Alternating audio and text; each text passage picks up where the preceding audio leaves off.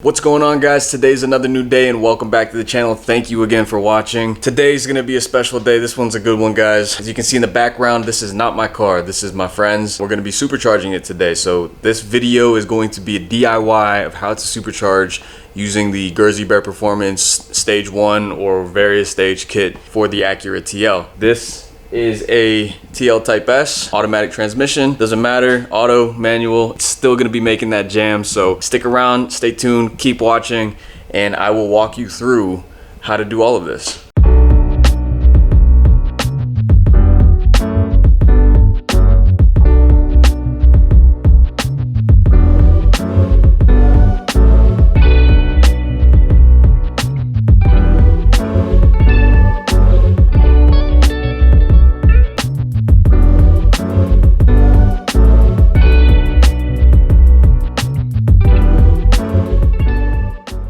So before we begin, I just want to go through some prerequisites and recommendations that I would suggest you guys do prior to installing this kit. Of course, you're going to have to drain the AC, so you're going to need to get the Freon out of there. Take your car to a shop. Wherever you get your AC charged, they can also remove too. The second thing that I recommend, or that is a prerequisite, is that you will need Honda FLASHPRO or some type of tuning solution, whether that be Honda FLASHPRO or K-Tuner. But make sure you guys have that, because you do need to have this tuned professionally, or else you will damage something in the long run.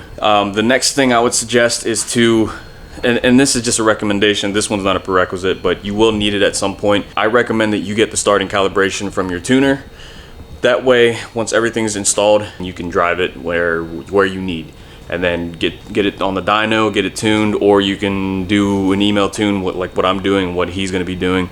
But get that starting calibration, that way you can safely drive the car from point A to point B. Okay, so now that we got the prerequisites and the recommendations out of the way, I do want to clarify a few things. These are answers to some of the questions that people have that I've seen a lot. So the first one would be stiffer motor mounts. All right, so the innovative motor mounts that I run for the performance side of things, though they're not required, but they are recommended, because you'll tend to get wheel hop from the power being transferred from the engine to the transmission to the wheels. You like to avoid the amount of engine movement that happens in the engine bay, which is why typically people will buy stiffer motor mounts. In some cases, I think in race applications, you will even find people that have solid motor mounts where it's on the actual car. In this case, you know, it's not necessary.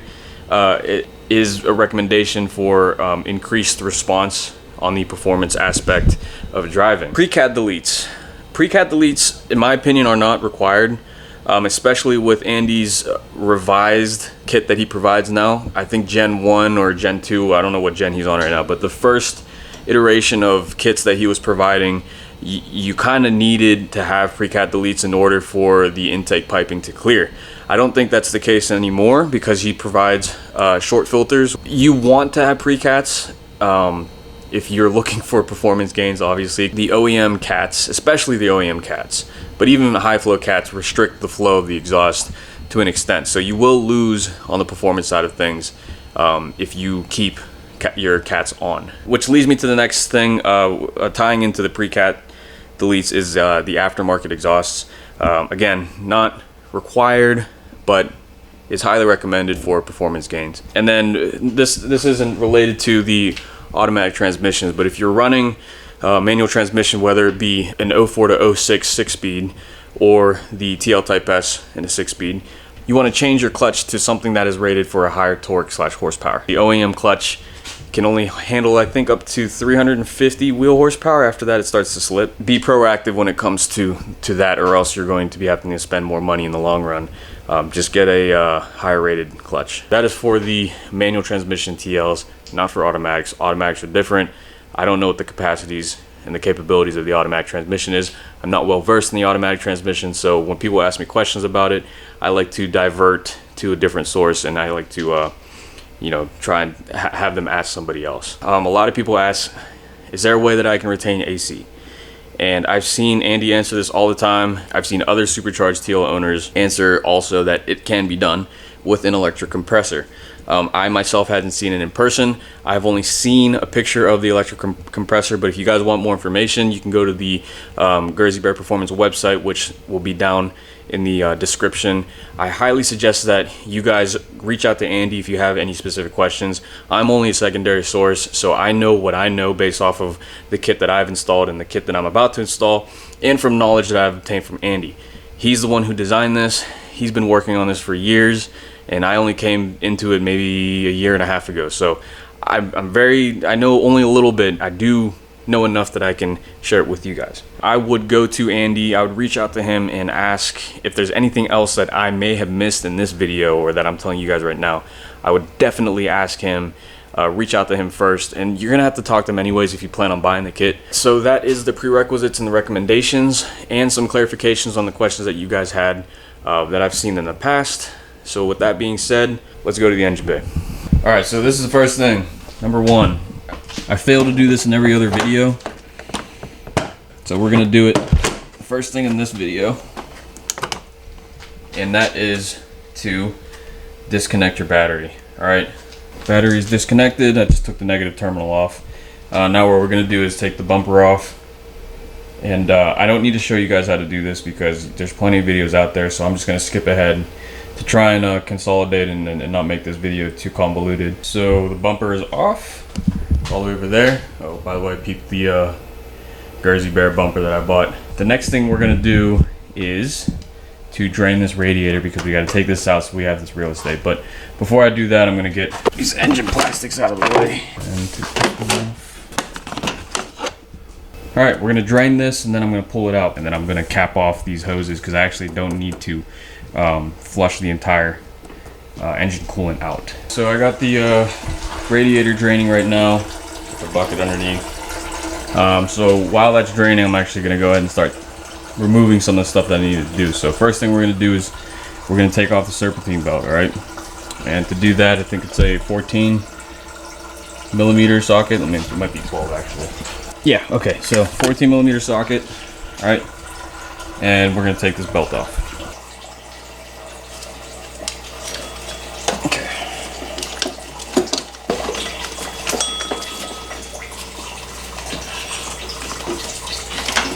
Serpentine belt is off, so now what we're going to do is we're going to remove this overflow tank, and then we're also going to remove this condenser fan and the radiator fan as well.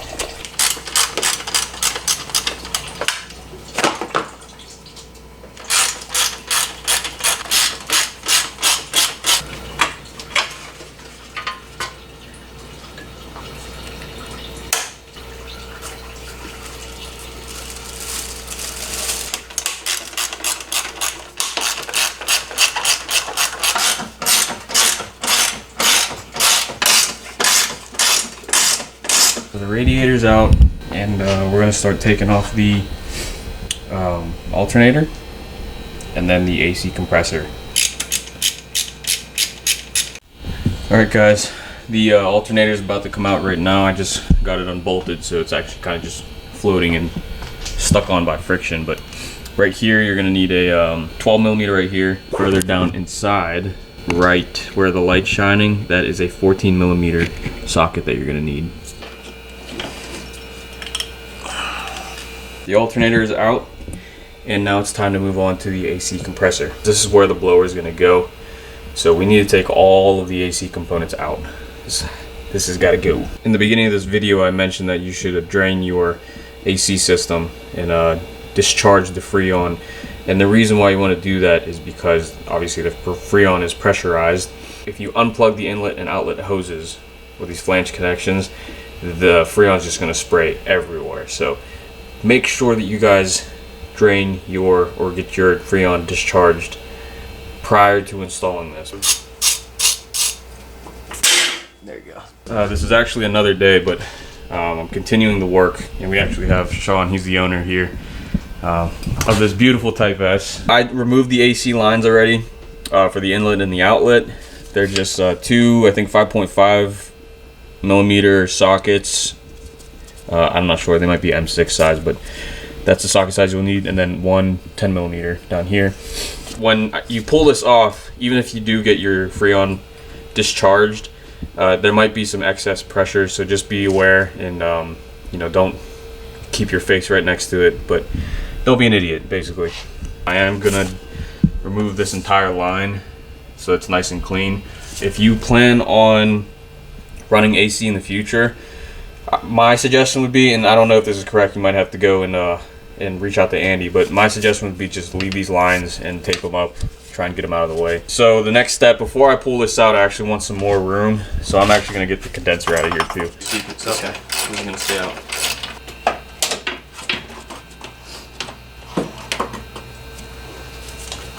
AC compressor is coming up right now. Yeah, there that is. That's out, and this is the bracket for the AC compressor that we're going to have to take off, and this is where the blower bracket's going to go. So I'm going to grab this, take this off. The AC compressor mounting bracket, which is actually the same mounting bracket that's used for the tensioner pulley, that's actually over here. So I'm going to have to take this tensioner pulley off. Well, I guess the tensioner assembly with the idler pulley as well. Take that off, and this is going to go on Andy's, or the Jersey Bear Performance bracket. I'm going to try and break this down for you guys as best as I can. There is a certain procedure that you should follow when installing this, otherwise you're going to have issues fitting up the blower, and you're going to realize that you're going to have to go back and redo it again. So you have two pieces that come in your kit, and that is this bracket right here that is engraved with the logo with Jersey Bear Performance, okay? And then you have this bracket right here, and this is where he has two dowel pins that are placed on this side of the mounting piece, and then this piece is going to slide right in. I'm not going to put it in right now just because it's a nice tight fit that he put on there, which is good. We don't want this to go anywhere. But what you're going to do is you're going to take this piece, and it's going to be oriented this way. So I'm going to flip this like that, and we'll unscrew these. And then this, again, this is going to go like that. I believe it's, what is it, this way? There you go.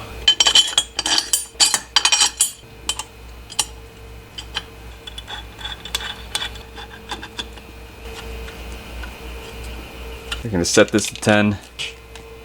Yep. So this is it. This is what the sub-assembly will look like. To give you guys some perspective, because it's going to be kind of hard to see in the car, this piece with the dowel pins is going to mate to this piece down here, or this place down here where the holes are. You're going to line that up and put that in there, which is kind of nice because once you put this one on first and you use the dowel pins as location. Fun fact here, from an engineering standpoint, dowel pins are used for location and for shear. You typically, when you want something that has shear and you have a connection, you don't want to put the shear force through the bolts or through the screws, because those bolts and screws aren't designed to take shear.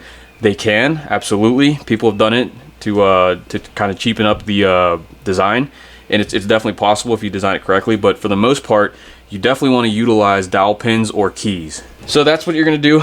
Put this piece, we're going to mount this one on first, and we'll do that just in a second, and then we're going to slide this sub-assembly on just like that. Before I do that, I want to put the pulley on, so I'm going to flip this over again, and pay attention to this. Alright, so don't skip through the video at this point. I know you guys are going to skip through this, but please don't do that for this point. In your Rotrex manual and on the website, you are not to rotate this counterclockwise.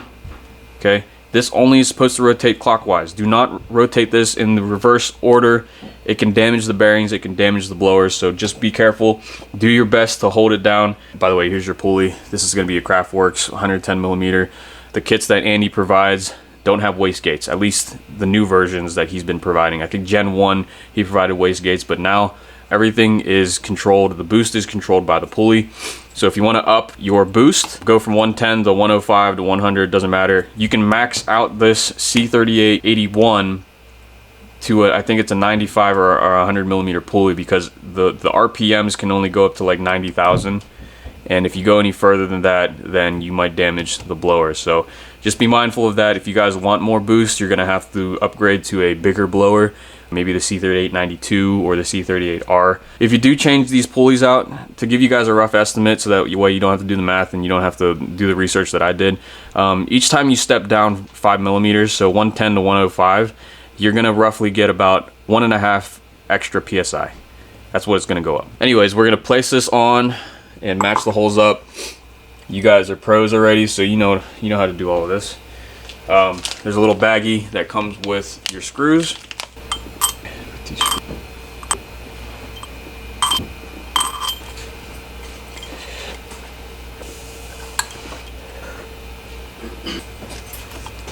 So I'm not actually sure what the torque specs are on this piece. I would just make these tight, and in all honesty, it doesn't take too much load. You know, it's the load is radially, and it's not actually pulling off, so you don't have to worry about too much of that. Just make it tight, and if you're confident at this point, if you're following along the video, if you're supercharging your car, if you're this confident, then you should be confident enough that you can tighten these bolts without having a torque spec. I wish I could give you guys one because that's just me, but I don't have any. Now that the pulley's on and we have this sub-assembly, let's go mount this bracket onto the block. We're going to mount these two screws in first using the 2 screws that Andy provides in his kit. Okay, and the reason why we're going to do the 2 bottom one first is because there is another piece that goes on, and that is for the idler and tensioner pulley assembly.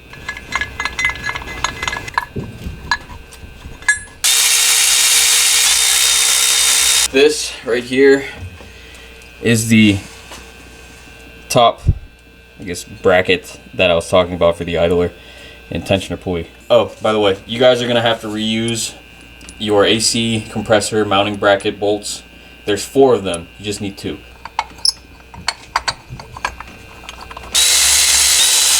The bolts in, I gotta torque these down to spec. I think, if I'm correct, the torque spec's around like 33. So we're gonna just go with 33.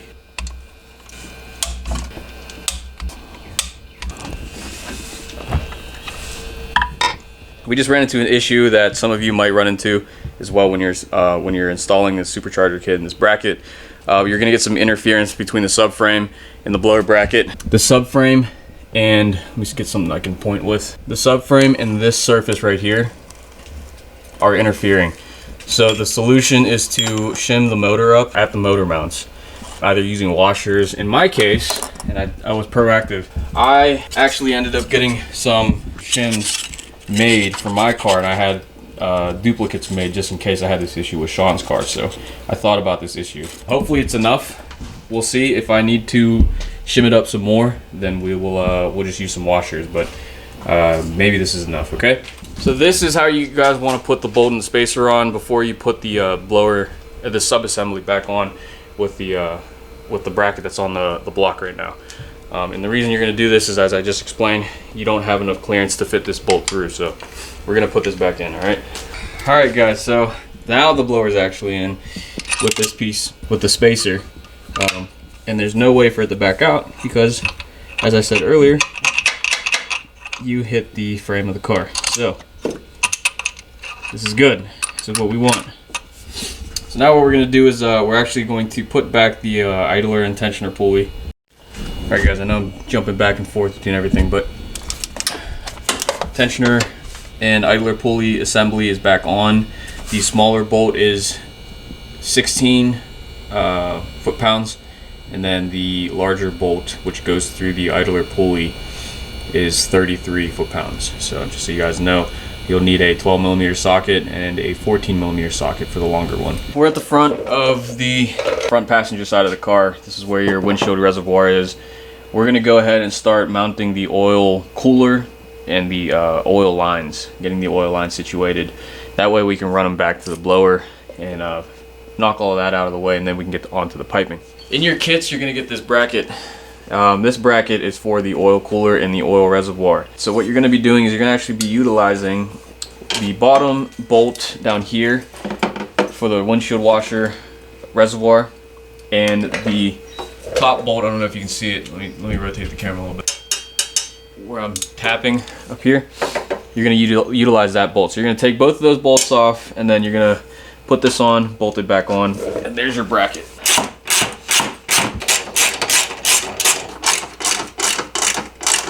That bracket is in. So now what we're gonna do is we're gonna take the oil cooler.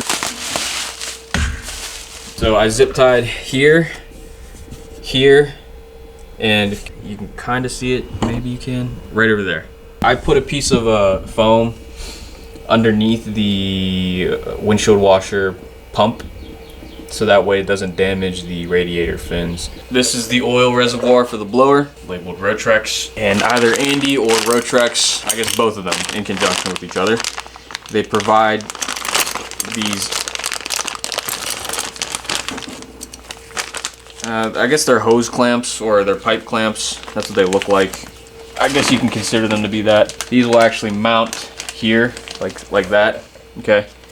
There. If he decides to continue to provide the bolts like this, which this is fine. The good thing about this whole kit is that every set of bolts is for something different, so they're not gonna fit where they're not supposed to, obviously. So I think that's the reason why he hasn't really labeled anything, and that's fine.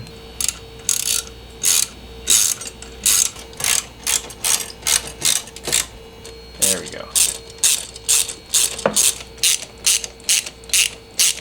Next thing we're gonna do is, if you look in your Rotrex manual here, okay, they give you kind of a schematic or a diagram of how you're supposed to route the lines.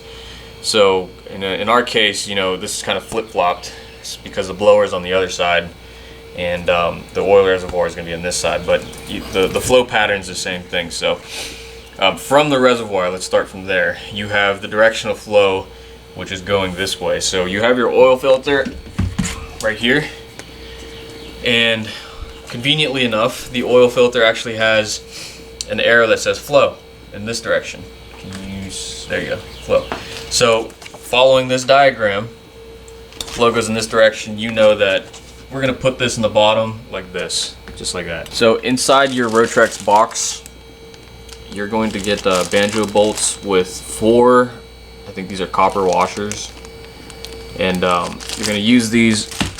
In this case, I'm gonna go up to the bottom of this, where I just unscrewed the plug, and you're gonna take that plug out. And what you're gonna do is you're gonna place one washer onto the banjo bolt, okay? And then you're going to, we'll do it this way, but we're gonna place the bolt inside of this fitting right here, and then we're gonna place the other copper washer right on here. And these washers act as seals, basically, so you know you don't want oil seeping out. So that's what these washers are for. So we're gonna put that underneath here. And the torque specs say for 15 foot-pounds. Again, that's in your Rotrex manual. Once you get this, you'll see right here, for tightening torque of banjo bolts right here is 21 Newton meters, which no one goes in Newton meters except for any of you guys that are in Canada. Shout out to anyone that's in Canada. But freedom units right here, 15 pound-feet. That's what we work with, that's what we use. Banjo bolts are 14 millimeter socket heads, or sockets, what you're gonna need, 14 millimeter socket. Alright, now we take this line, the short line, we're going to put it on the top. Put one washer on the bolt. We're going to take the line, and we're going to do it this way, so bolt in, alright, washer with bolt, bolt in, and then a washer underneath it. We're going to go from these two lines now, and they're going to go to the blower. So the line that has the filter is going to go to the bottom connection of the blower, and I'll show you guys in a second. And then the top one, the longer line, is going to go to the top of the blower. All right, guys. So Sean actually asked a good question, and this is probably second or third time I've heard this question being asked. But they asked, how do the banjo bolts? You know, how do you know that the banjo bolts line up? You notice that the banjo bolts have two holes in them. One hole is straight through, and then there's a hole here. So this allows for oil to travel through. And so he was asking, how do you know that the fittings lined up with it? Well, these banjo bolts, the banjo fittings, if you look close enough, the bolt or the fitting actually has like a groove in the middle. So it's not a flat surface, if you can kind of see it. It's really hard to tell in this camera. I'll take it to the drawing board real quick. The banjo bolt cross section would look more like this. It'll have this shape. And then you have your hole here. So you can kind of see that like this surface here isn't flat. It's not straight across. So nothing really needs to be lined up, because oil, what happens is when you install the bolt, right? And I'm just going to draw it in.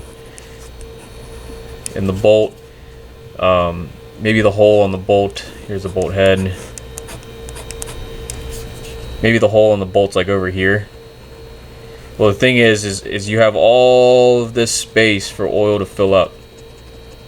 Okay, I'm trying to color it in. All of this space right here is filled up with oil, and so they don't need to line up perfectly, because you have it all captured here, and that's what those washers are there for. The copper washers. Those copper washers are there to make sure that that oil that's captured in this area doesn't seep out. This is the line that has the filter. Okay, so this line is going to go right here. This is the line that goes, the longer line from the oil cooler is going to go in there. Be careful how you guys mount this, because you do want to make sure that you don't have it sticking out, so that when you mount the alternator, it gets in the way. So make sure that like you be a little strategic of how you do this. But I think how I have mine is I have this line coming in underneath like that, and then this line kind of goes over top. You'll see what I'm saying. This is what I was talking about, guys. Do not turn pulley counterclockwise. See? Don't do it. In the bag that Andy provided, he has 2 more banjo bolts with the washers in there, so that's where you'll find all your hardware. You have the bolt, you have the washer, and this is the filter line here. Bolt in, washer on, and then we can screw it on, or begin threading it onto the outlet, or the inlet. Alright, so the lines are in, and this is good. We're making good progress. So up next is going to be piping. We're going to start routing the piping in. For the piping, these couplings are kind of hard, so we're going to take this U1 right here. This comes with the kit as well. It's the only one that's shaped like this, so you guys can't miss it. But basically this one goes like that, from this the outlet of the blower into the intake piping right there. It's kind of hard to fit these on, so I like to spray some white lithium grease, some lubrication, something to allow it to just slip right on. So just a tip for one of you guys in case you need it. Slide one on like so. So once you have that set in place, we're going to leave it like that, because we want to do the rest of the piping, and we also want to get the intercooler in. That way we can fit this up and make sure everything's where it needs to be, because piping is just going to hang like that, and you have the other one on that side. We want to make sure that they connect together and you have the piping positioned correctly. So what I'm going to do is I'm going to take off his intake piping now and run the new piping down all the way around, get it over here, and then we'll install the intercooler and then join the 2 pipings together. Alright guys, so his intake's out, and I'm going to put the new one on. The new piping, sorry, with the blow-off valve is going to be right around here. So it's going to go right around here. It's going to route down into this hole. You're going to have to take the battery out so you have enough room. Once you take that out, you can fit it down through this hole, and that is this hole right there where the flashlight's pointing, right here. And then we're going to route it down, and the piping will go here, just like that piping is all the way over there. By the way guys, the coupling that you're going to need is going to be a reduced 3-inch to 2.5-inch, I believe, for the throttle body. Okay, so this is a reducer, actually, the coupling. So you're going to reuse this pipe clamp, or this hose clamp, whatever you want to call it, from your OEM intake or your aftermarket intake. And then you're going to grab one of the 3-inch pipe clamps from the kit, and you're going to use it on this side.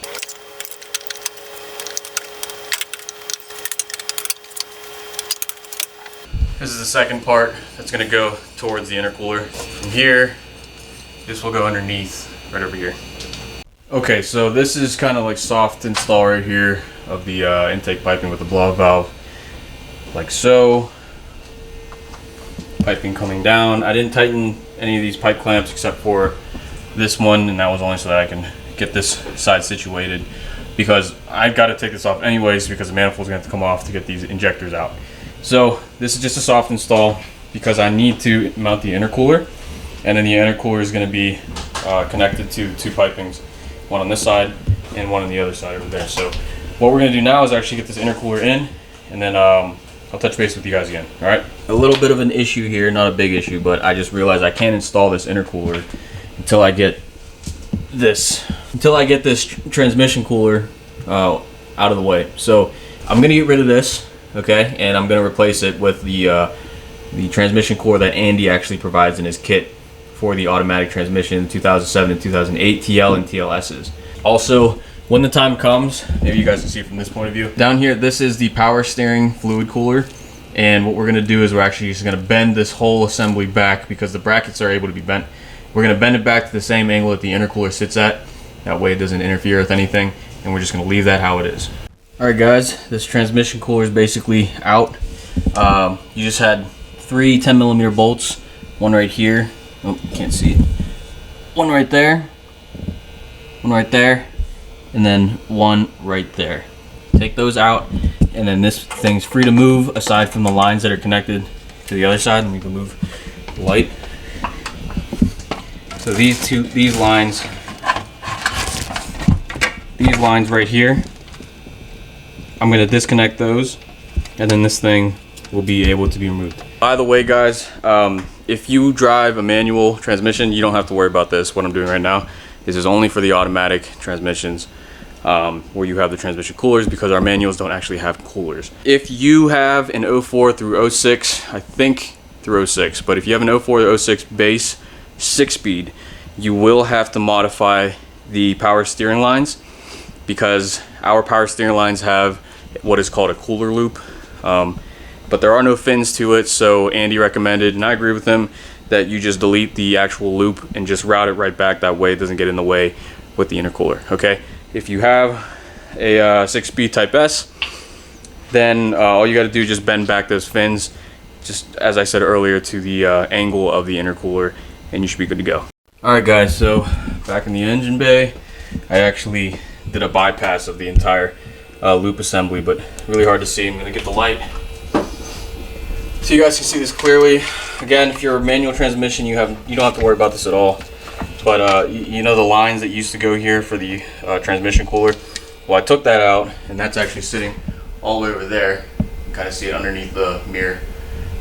So that's sitting over there, but in here, again, perspective, Precat, supercharger. There is a hose that Andy includes in this kit that comes with the transmission, the new transmission cooler. It's about a 4-foot hose, and it comes with 4 clamps and also a fitting and a universal adapter fitting. And I just looped it in for now, just to close it off. That way I'm not leaking any more transmission fluid. And then I wiped it down just to make sure that I'm not having any leaks. So when it comes to it, looking at it from this angle, this is that hose right here that I'm kind of running along the length of it right now. And there's your two, there you go. There's your 2 pickup points, the inlet and outlet. So what I'm gonna do is just cut this hose right here, and I'll connect both ends to the transmission cooler. So this is just a nice, easy way to do it. That way I don't have open lines, and I have transmission fluid going all over the place. All right, guys, so the power steering cooler is bent back to what I think the angle of the intercooler is going to be at. I am going to be placing the intercooler in here now. I am a little weary of this bracket for the power steering cooler right there. I'm worried that it might interfere. If you look at it from this angle, it kind of sticks out a little too much. So we'll see. I'll place the intercooler in and try and be as careful as I can so I don't damage the fins. In your kits, you're gonna get a bracket like this. This is fairly simple, but the way you orient it is the 90-degree-ish bend is going to be mounted to the car, like so, just like that. And then the angled, I don't know, maybe that's like a 45, 60, maybe 55-degree angle is going to be angled and pointed towards the engine bay. Okay, and this is where the intercooler is going to go. This is what keeps it at its tilt.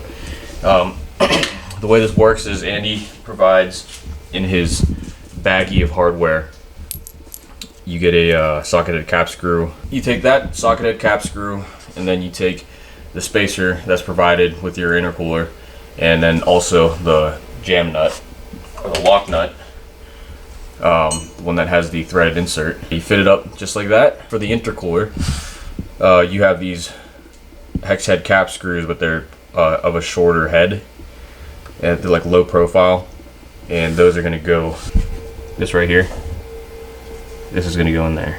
Okay guys, intercooler is in, and let's take a look. So starting from the blower, we have the piping, or this U hose, or a coupling, whatever you want to call it. Torque those clamps down. You come down here, and then you have your reducer, which is a 2.5 inch to a 3 inch. I think you can see right there. And then this is connected to your intercooler. And then, as I mentioned, here's your brackets for the intercooler that go to this hole that's already part of your frame, or the radiator frame. Same on this side, right over there. And then it connects over to this pipe coupling over here with the clamps, and it goes all the way around. Goes up, over, and then blow off valve, and then throttle body. So the transmission cooler is in. Just want to show you the end product here. This is the transmission cooler. So that's the intercooler, transmission cooler, and I just have them held by radiator ties, or zip ties, whatever you want to call them. And like I said earlier, I bypassed the old lines, the hard lines that went through the radiator, because you don't really need them. And I just went straight. You can see the two bottom lines right there. So I just have those running to this transmission cooler here. I do want to apologize that I'm not really showing you the process of me doing it, but I just wanted to show you guys the end product, like what I'm supposed to start with, and then the end product.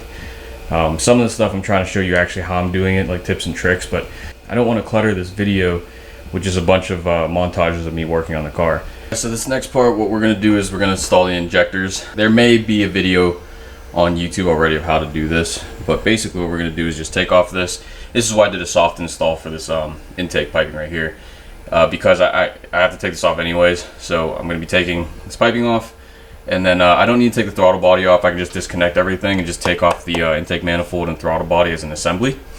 And then underneath that, you'll see the intake runners. Those can stay in.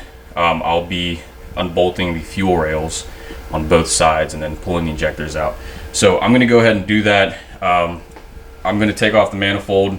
Most of you guys should know how to do this already. It's just basically these top bolts, or top plate bolts right here, these small ones, 10 millimeter. And then once you get underneath this, on the inside they're 12 millimeter, I think like 8 or 10 bolts right here.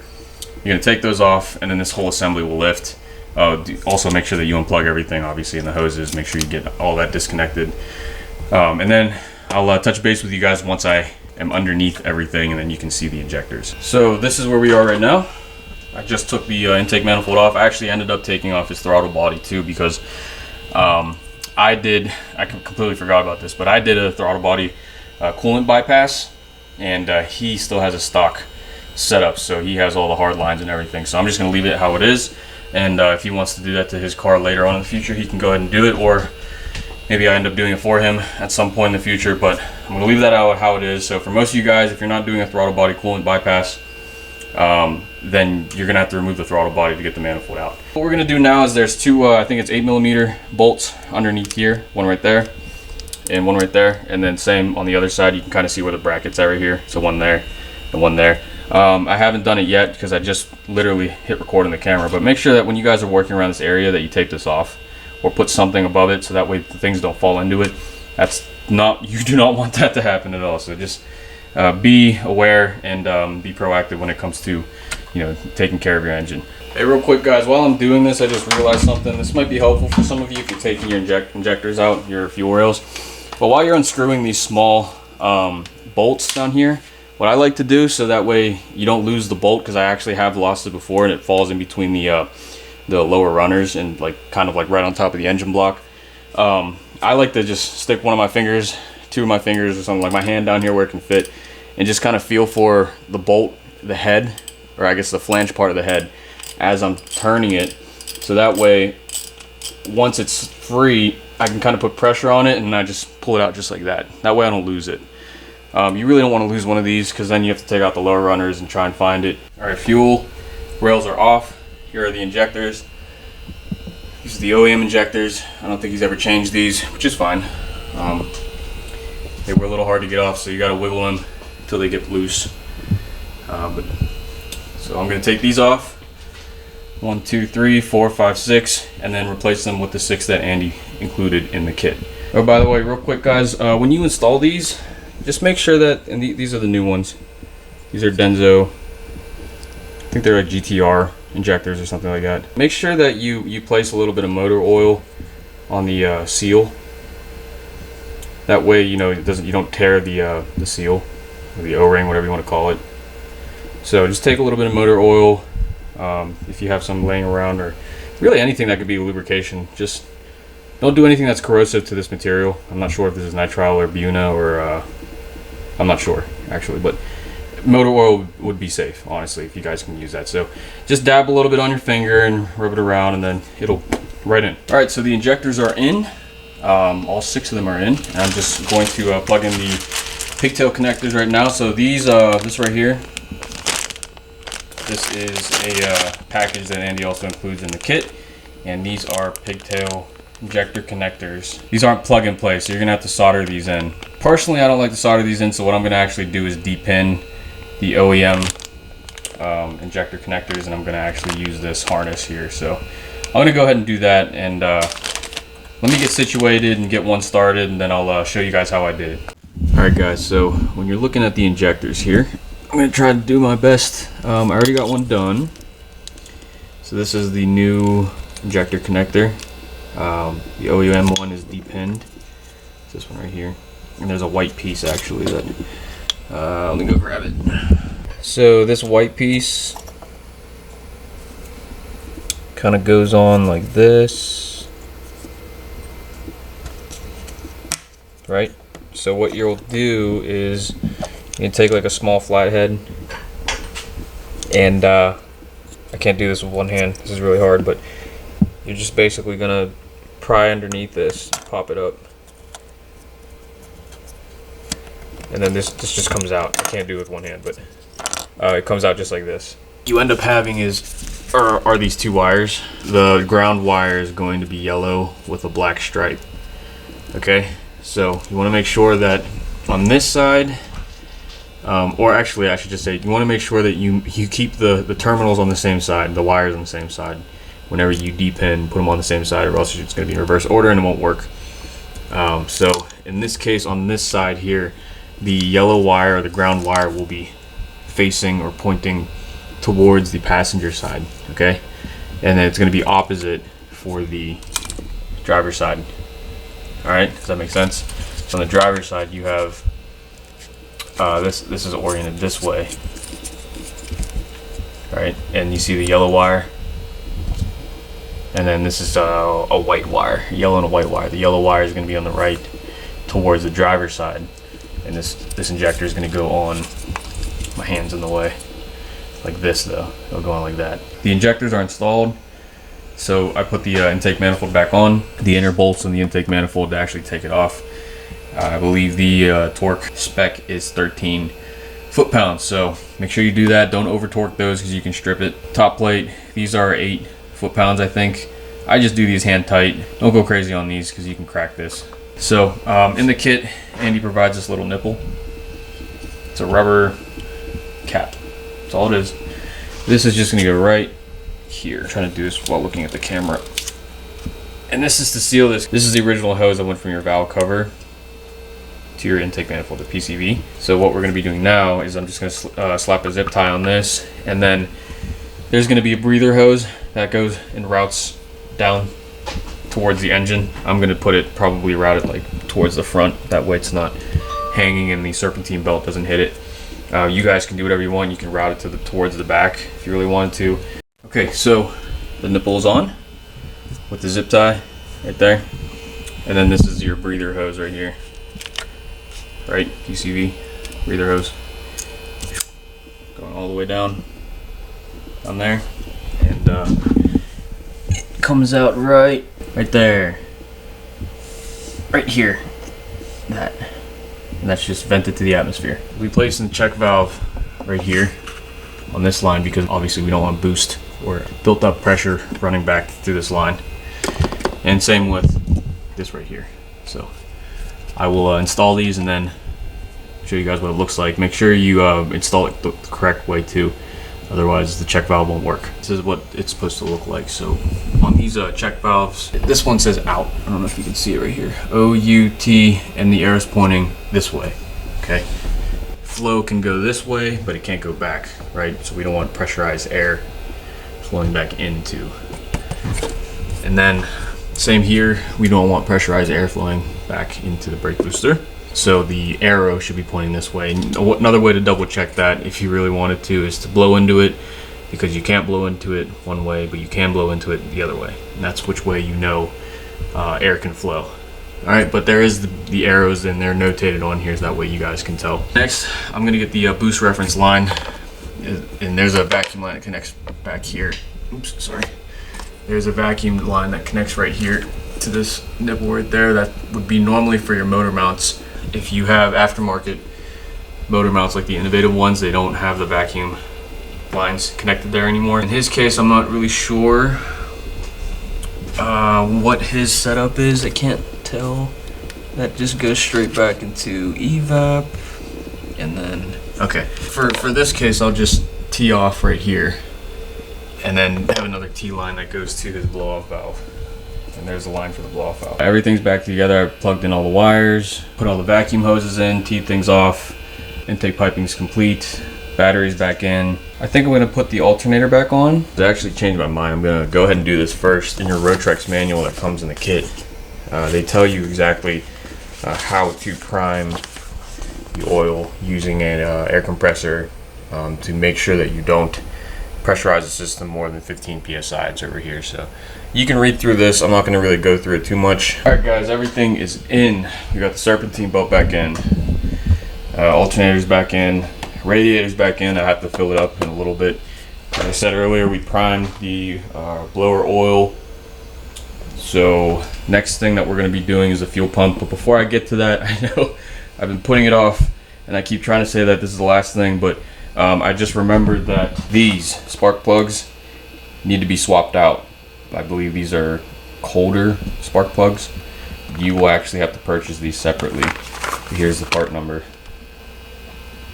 I don't believe Andy provides this in the kit. You can get more details from his website or from off of him. All right, so I'm gonna go ahead and change these out real quick. I don't need to show you guys because everyone watching this video should know how to change their spark plugs. Also, guys, I want to throw this out there. Before you install these spark plugs, make sure that you gap these to 0.022 inches. If I remember correctly, I believe this is different from what the OEM gap is, but 0.022, that's what you guys want. All right, spark plugs are changed. So this whole front end is basically complete. So we're gonna go to the back over here, and I'm gonna set up the light so that way you guys can see what I'm doing. So we're in the trunk right now, underneath this floorboard right here. If we pull this back, we then get access to the fuel pump sending unit. Basically, you got to take this cover plate off, which is right there, 3 bolts, that comes out. And then you're going to need to either have a tool, or you can make a little rig that can untwist the lock nut for the sending unit, and then this thing pulls out as an assembly. So this is where we're at right now. That is the fuel pump sending unit. What I'm gonna do, because I don't actually have the proper rig for it, is I'm just gonna put a breaker bar. But you can kind of see, let me see if I can move the light. So you see how like there's some ribs? Place like a screwdriver, or in my case a breaker bar, and grab a mallet and smack it so that you can loosen it up. Then after you break it loose, you can just take it right off. So what we're gonna do is take this apart so that way we can install the new fuel pump. So you're gonna remove these 2 connectors first. And then there's these tabs right here. One there, one there, one there. Now that you have this main cover, we're gonna put that to the side. We're just gonna focus on this right here. First and foremost, let's disconnect. All right, pull that out. Okay, so this wire that went underneath here, I'm gonna pull that out just like that. Pry this tab right here, and there's another tab on the opposite side. Take this connector out that goes to the top of the fuel pump. There she goes. Alright, fuel pump is out. So now we're gonna get to cutting. So this is gonna be a little confusing, but we're gonna have to cut around this area here. I'm gonna go ahead and do that and then show you what the end product looks like. That way you guys can just kind of copy it.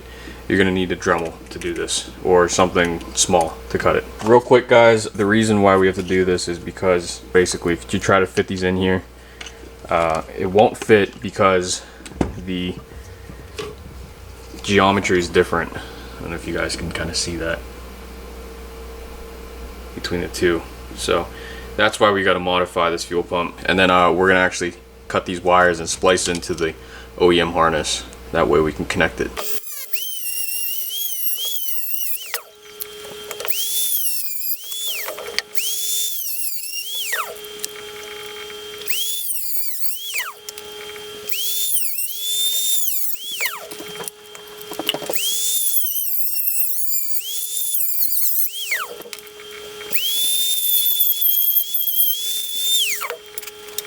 Let me clean this off. Much easier if I had an actual air compressor, like a big one. Do your best to clean this up. But basically this is what we have here, right? So we're just gonna cut off. We basically just did a plunge cut right in here, and then cut these flanges off right there. It'd be better if I point with this. Plunge cut right here, flange cut right there, and then I took off this ring right that went right here, and that was so that I can get access to do another plunge cut right in here. Right in here. So what we're gonna do is obviously black to black and then red to blue. I believe everyone should have the same setup, so we're gonna go ahead. Actually, I'm gonna hold off on doing that, but what I am gonna do is cut these wires now. That way I don't have to worry about it. In there. And I'm gonna offset it actually, so that way there's less of a risk of the wires connecting. So now that that's done, what we're gonna transfer over is a few things here. This O-ring, or this seal, okay, and this white ring right here. This plastic sleeve, and we're gonna put this back on here. There is a clear nipple on this nozzle, so make sure you guys take that off. Put the white ring back on, and the O-ring. The next thing what we're gonna transfer over is this filter sock, okay. And to do this, I think it's just as simple as removing this. It's really hard to see it, but removing this retaining ring right here.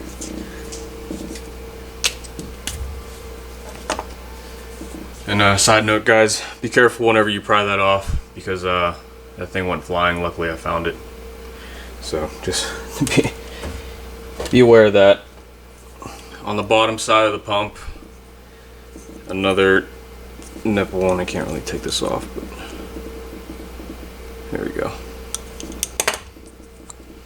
Another one, and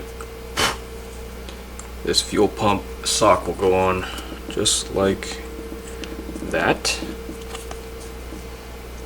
with the retaining ring on just like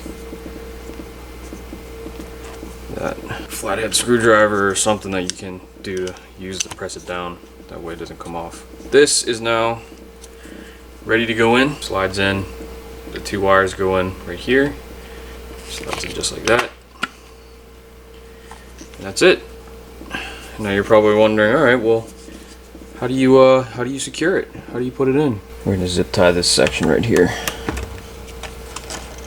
just like that. Now that that's done, we can get to soldering the wires. place this right here, so that way no dirt kind of goes under this filter, because I kind of saw a little bit go on there. All right, so that's all soldered up. Now I can take this housing again.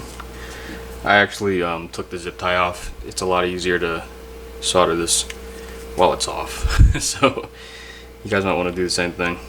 Fit this in through here, hopefully. Yeah, no issue. Okay. Like that. Get this ground wire out of there. So we're gonna re-zip tie this now. I know I wasted one, but it's okay.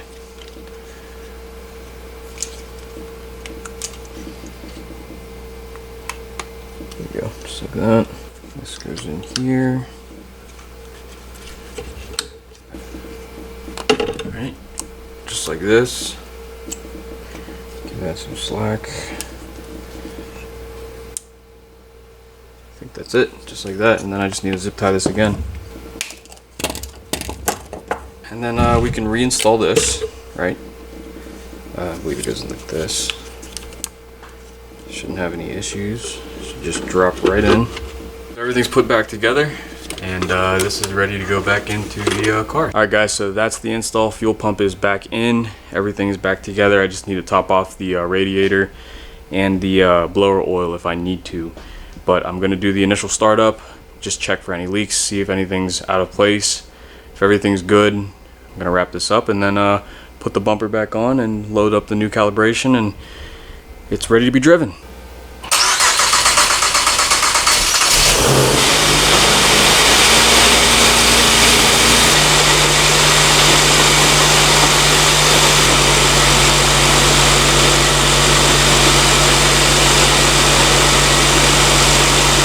Alright guys, everything is good. The car's running. I looked for any leaks, I couldn't find any. So everything seems to be in order. I'm gonna go ahead and button everything up. I have to double check the oil level, but everything should be good. Alright, what's going on, guys? Today is pickup day. We wrapped up the car, or I wrapped up the car, and this is Sean. He's ready to pick up the car, but before we do that, I'm gonna do him a favor and load up the first calibration from his tuner. We're gonna go in the car. So first things first, this is your OBD2 connector cable that is actually hard-lined into the Honda FLASHPRO. You're gonna plug that into your OBD2 slot, which is underneath your dash, to the left of underneath your steering wheel. And I'm gonna turn it just to the on position. Plug it in through the USB cord, and that's this port right here.